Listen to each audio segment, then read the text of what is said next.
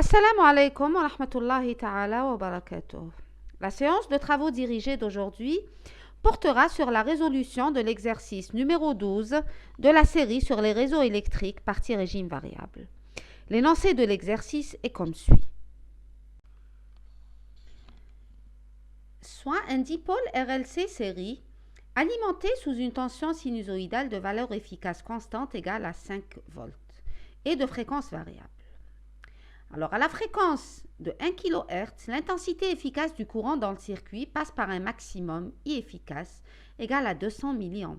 Alors, le mot passe par un maximum est un mot-clé de l'exercice qu'on va voir tout à l'heure. Alors, la première question, on nous dit, sachant que l'inductance du dipôle, L, égale à 50 millihenry, calculer, dans ce cas, la valeur de la capacité C et celle de la résistance. On nous demande dans une seconde étape de calculer à la fréquence de 1 kHz la valeur efficace de la tension au bord de la capacité, la valeur efficace de la tension au port de l'inductance et d'en tirer des conclusions. Enfin, on nous demande de déterminer la bande passante du circuit et d'étudier son évolution en fonction de la résistance. Donc, on passe à la résolution de l'exercice tout de suite. Le circuit résonant, objet de cet exercice, est un circuit résonant série, constitué donc par la mise en série d'une résistance R, d'une bobine de self-inductance L et d'un condensateur C. Alors, qu'est-ce qu'on nous dit? On nous demande plutôt de déterminer les valeurs de la résistance R et de la capacité C du condensateur, et ce, connaissant la valeur de L, et bien sûr, j'ai la tension efficace. Les données de l'exercice sont les suivantes. On nous dit qu'à F égale à 1 kHz, le courant est maximal et j'ai une valeur efficace au maximum avec une valeur efficace de 200 mA. Qu'est-ce que ça veut dire? Si j'ai à F égale 1 kg, la valeur du courant est maximale, ça veut dire que la fréquence de 1 kg correspond à la fréquence de résonance.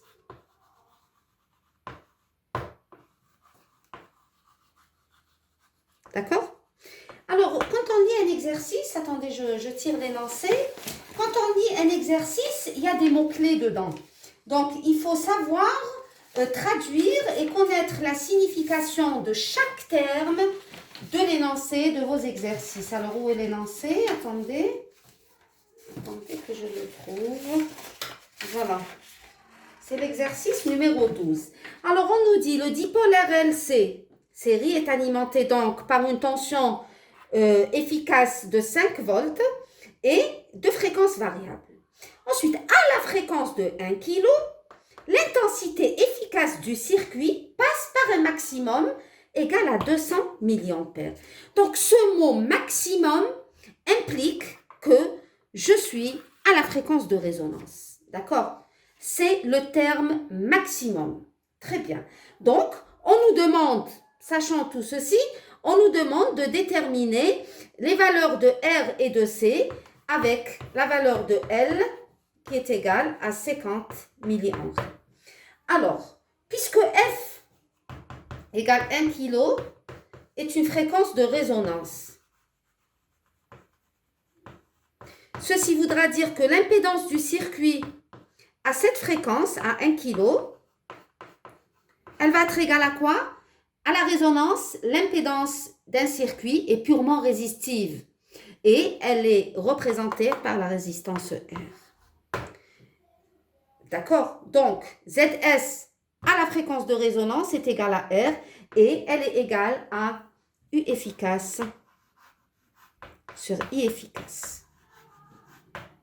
Donc, R égale à 5 sur 200. Donc, ça donne 25 ohms. C'est 25 ohms. Donc ça, c'est pour la valeur de R. Comment allons-nous déterminer la valeur de C? Hein?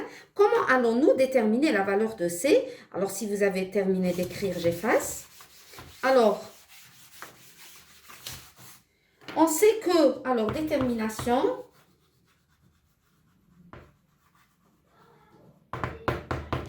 de C.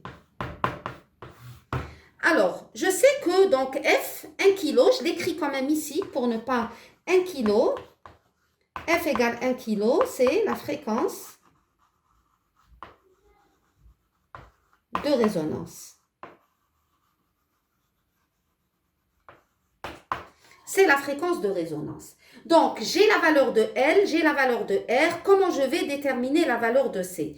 Bon, on pourrait utiliser directement le résultat que la fréquence de résonance est 1 sur racine de L, que oméga 0 égale à 1 sur racine de LC. Mais, bon, pour un début, il vaut mieux la démontrer parce que c'est très simple. Déjà, c'est pour vous entraîner. Donc, j'écris que ZS, tout simplement, égale à R plus JL oméga plus 1 sur JC oméga. Ça, vous le connaissez. Et si je suis à la résonance, ceci voudra dire que ZS égale à R. Ceci implique que le terme L oméga plus moins 1 sur C oméga égale à 0. Donc, c'est ce terme qui doit être égal à 0. D'accord? Donc, pourquoi j'ai moins ici? Bien sûr, parce que le J, quand je multiplie par J en haut et en bas, je vais avoir plus J sur J carré C oméga et J carré c'est moins 1. Donc, je vais avoir moins 1 sur C oméga. Donc, L oméga moins 1 sur C oméga égale 0. Ceci voudra dire que oméga 0 égale à 1 sur racine de LC. Voilà. Ça, c'est la pulsation à la résonance qui est directement liée à la fréquence de résonance que je noterai F0 pour rester en bonne conformité. Donc, je sais que F0, c'est quoi? Oméga, c'est des radians par seconde. Donc, oméga, c'est 2 pi F. Donc, oméga 0 égale à 2 pi F0 égale à 1 sur racine de LC. Donc, je peux tirer C en prenant le carré des deux membres de cette égalité. Donc, je vais avoir 4 pi 0 au carré F0 carré égale à 1 sur LC, ce qui donne une valeur de C égale à 1 sur 4 pi F0 carré fois L. Voilà, donc ça c'est l'expression de la capacité C. L'expression de la capacité C, on passe au calcul de la valeur numérique. Alors la valeur numérique de C, on va le faire tout de suite. On a tout ce qu'il faut pour ça. Donc, application numérique. Alors j'ai C, je la reprends ici pour qu'on ne fasse pas d'erreur. Donc, j'efface tout ici. C, c'est 1. Alors ici, c'est un carré. Hein.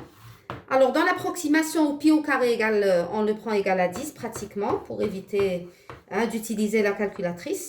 Alors, F0, c'est 1 kg, donc c'est 10 puissance 3 au carré, donc c'est 10 puissance 6. Et L, c'est 50 millihenries, donc c'est 50 fois 10 puissance moins 3.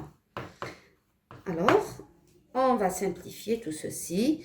Alors, bon, 10 puissance moins 3, ils s'en vont avec un 10 puissance 3 ici. Donc là, je vais avoir 10 puissance 5 qui va monter en haut. Donc, c'est 10 puissance moins 5 sur 20. D'accord? Et donc, c'est 0,5. Puisque là, le 10, il va monter en haut, ça va donner 10 puissance moins 6. 1 demi de 10 moins 6, donc 0,5, comment? Microfarad. Voilà. C'est 0,5 microfarad. Très bien. Donc, la première question, c'est terminé avec cette première question. Les résultats auxquels on a abouti, on les met de côté. Donc, on a une valeur de L qui est une donnée de l'exercice qui est égale à 50 millihenries. la valeur de R qu'on a trouvée, c'est 25 ohms. Et la valeur de C égale à 0,5 microfarad. Voilà. Donc, ça, c'est pour ce qui est de la première question. On passe, si vous n'avez pas de questions, si vous avez terminé d'écrire, on passe à la deuxième question. On nous demande de calculer à la fréquence F égale à 1 kg, à F égale à 1 kg, qui est la fréquence de résonance. On nous demande de calculer la valeur efficace de la tension aux bornes de la capacité, ainsi que la valeur efficace de la tension aux bornes de la bobine. D'accord? Donc, on y va. Alors, à la résonance, qu'est-ce que j'ai? Bon, le schéma est lié. Hein, le schéma est lié.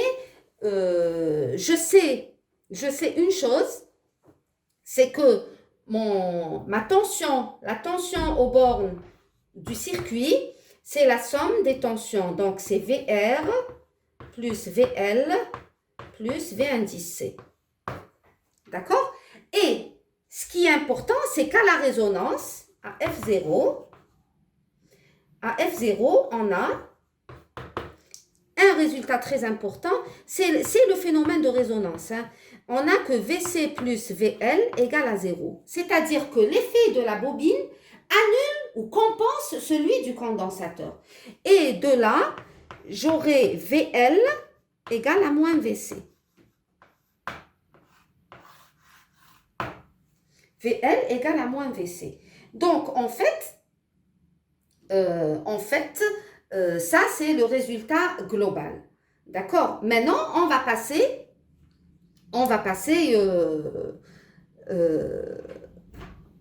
à la détermination de la valeur efficace du signal aux bornes de la bobine. Comment je procède? Comment je vais procéder? Je sais que les trois éléments sont placés en série. Les trois éléments sont placés en série et aux bornes desquelles vous avez donc une tension U. Hein, une tension U qui est appliquée, variable. Et donc, la DDP aux bornes de chacun, je la représente ainsi. Donc ici, c'est un VR, ici, c'est un VL et ici, c'est un VC. D'accord? Et la somme de tout, comme je viens de le dire, donne la tension U. Maintenant, si je veux déterminer VL, c'est clair que c'est un circuit série. Donc, le diviseur de tension est applicable sans aucun problème. Donc, la tension VL, c'est l'impédance ZL divisée par l'impédance totale ZS multipliée par la tension qui se divise. Et la tension au bord du condensateur, je traite les deux questions 2 et 3 en même temps puisque ça va dans le même sens. Hein. Et pour ce qui est du condensateur, donc c'est l'impédance du condensateur, ZC, sur l'impédance de tout le circuit ZS fois U. Voilà. Comme je suis à la résonance, ZS est égal à quoi? ZS est égal à R. De ce fait, la tension VL va être égale tout simplement à ZL sur R fois U et la tension V indice C égale à ZC sur R fois U. Ça, c'est en grandeur variable. Maintenant, si je prends la valeur efficace, je dois prendre donc le module de ceci. Donc, je peux effacer ici. J'efface ici. Et donc, mon VL, en valeur efficace,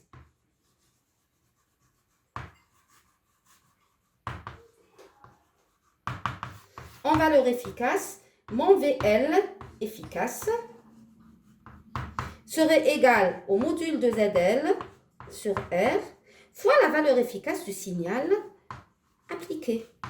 Et la même chose pour la valeur efficace aux bornes du condensateur. Donc, c'est le module de ZC divisé par R fois la valeur efficace. D'accord? Si je remplace ZL, c'est quoi? c'est JL, donc c'est L oméga, puisque ZL c'est JL oméga. Son module, c'est L oméga 0. Oméga 0 sur R fois U efficace.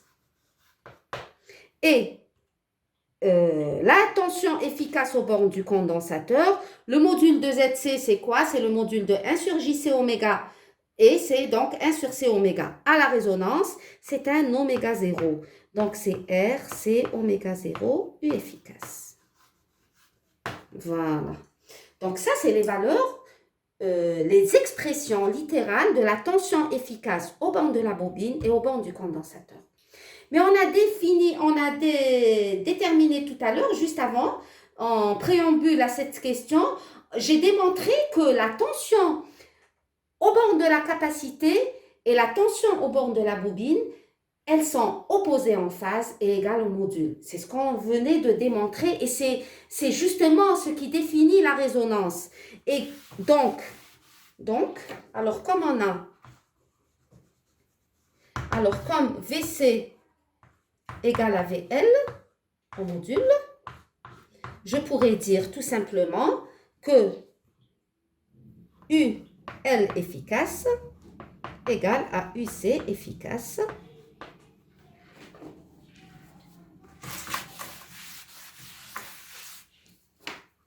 Ceci voudra dire que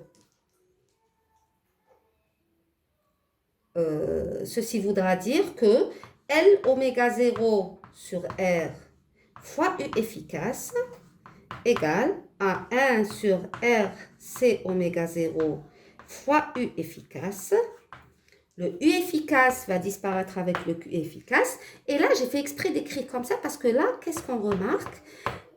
On remarquera que L oméga 0 sur R serait égal à 1 sur R C oméga 0. Et c'est quoi? C'est le coefficient de qualité du circuit série.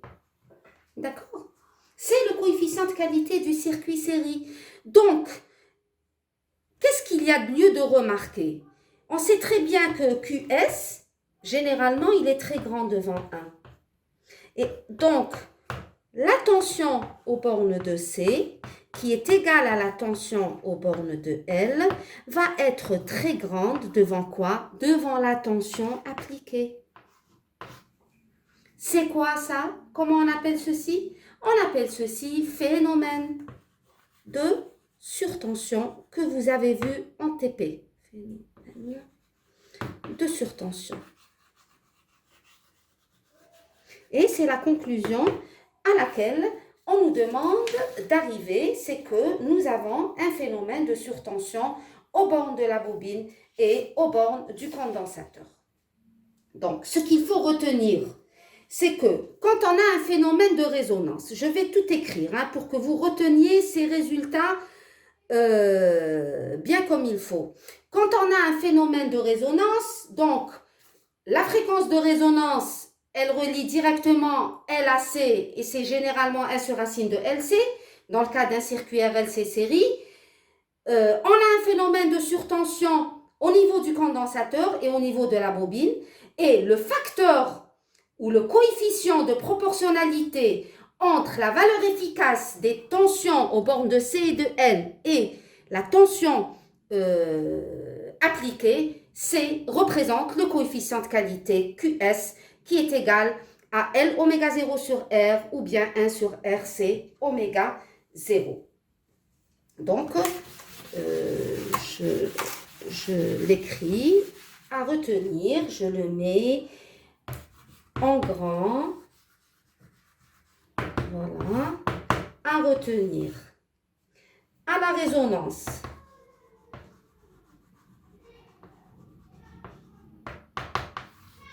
À la résonance, j'ai premièrement ZS égale à R.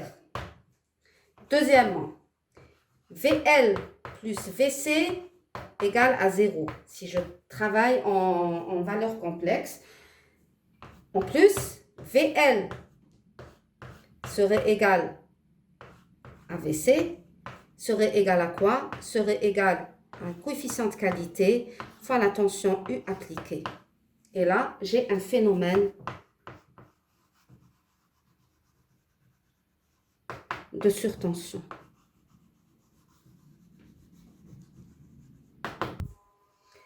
Passons au calcul numérique. Alors, on avait trouvé VC égale à QS, VC efficace, QSU efficace, qui est égal à VL efficace. D'accord? Et donc, on commence par calculer QS, ensuite on calcule les valeurs des tensions efficaces au bord du condensateur et de la bobine. Le coefficient de qualité, donc je prends une des expressions, c'est L oméga 0 sur R, et c'est donc 50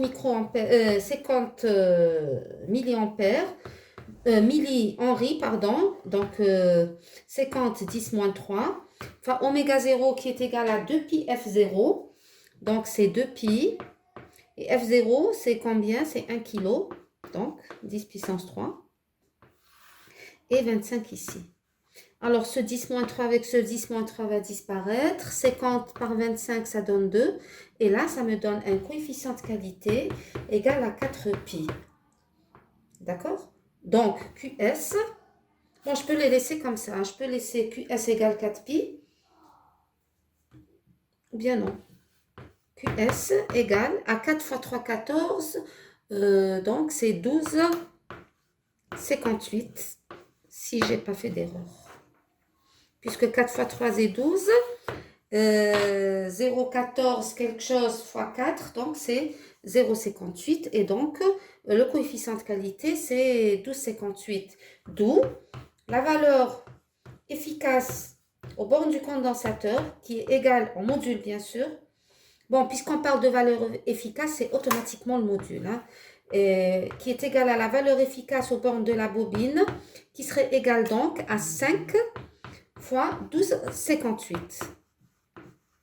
Et 5 fois 12,58, si on le calcule rapidement, alors c'est 79 quelque chose normalement. 12,58 fois 5 va me 12,58 fois 5, 62,9. Donc, c'est égal à 62,9 volts. Voilà.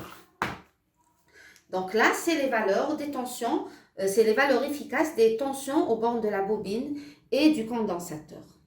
Donc, on passe très rapidement à la dernière question. Si, bien entendu, vous avez terminé d'écrire et j'espère que vous avez développé les calculs en même temps que moi pour éviter toute erreur, bien entendu. Donc, la dernière question, on nous demande de trouver ou de déterminer la bande passante. Calcul de B. Détermination de B. La bande passante par définition, c'est quoi? B égale à F0 sur le coefficient de qualité. C'est F0 sur, ou bien le coefficient de qualité, c'est F0 sur B, c'est la même chose. Donc, la bande passante, c'est F0 sur B. C'est F0 sur QS. Alors, QS étant égal à L oméga 0 sur R, qui est égal à 2pi LF0 sur R. À partir de ces deux expressions, je peux tirer l'expression de B, qui est la bande passante. Donc, c'est F0 divisé par 2pi LF0 sur R. Donc, ce F0 va disparaître avec celui-là et je vais avoir un R ici. Et donc, la bande passante serait égale à R sur 2pi L. Attends, c'est un R ici. R sur 2pi L. Donc, comment évolue la bande passante en fonction de la résistance? On voit ici que la bande passante évolue linéairement avec R. Alors, est-ce que ce résultat est recevable ou pas? On raisonne un tout petit peu. La bande passante, vous remarquez qu'elle est inversement proportionnelle au coefficient de qualité. Donc, B est inversement proportionnel au coefficient de qualité. Regardez. Je la réécris ici pour avoir plus d'espace. Donc, c'est R sur 2pi L. Donc, B est proportionnel à R. Et B est inversement proportionnel au coefficient de qualité. Ce qui est tout à fait normal. Pourquoi? Parce que R signifie les pertes dans un circuit. D'accord? Donc, plus la valeur de la résistance est importante, plus la qualité de mon circuit résonant diminue. Ce qui apparaît dans ces deux relations de proportionnalité directe avec R et de proportionnalité inverse avec le coefficient de qualité. Alors, comment ça se répercute sur un circuit résonant ou sur une courbe de résonance? On va le voir tout de suite. Et normalement, ces remarques, on les a faites en TP lorsque on a tracé la courbe de résonance du circuit RLC serré que vous avez fait. Alors, je prends une courbe de résonance quelconque pour une certaine valeur de R de la résistance. Donc ici, je peux, par exemple, c'est le courant. Là, c'est la fréquence. Et là, c'est une valeur R1 de la résistance. Donc là, c'est la fréquence de résonance. Et je suppose que là, donc, c'est Imax sur racine de 2. Donc, ma bande passante, c'est celle-là. D'accord? Donc, ça, c'est la bande passante. Si j'ai une valeur de la résistance qui est plus importante, comment serait la courbe de résonance? La courbe de résonance, est-ce qu'elle serait plus aplatie ou elle serait plus pointue, plus sélective? Eh bien, si R2 est supérieur à R1, eh bien, la courbe de résonance que je vais obtenir, elle va faire ça.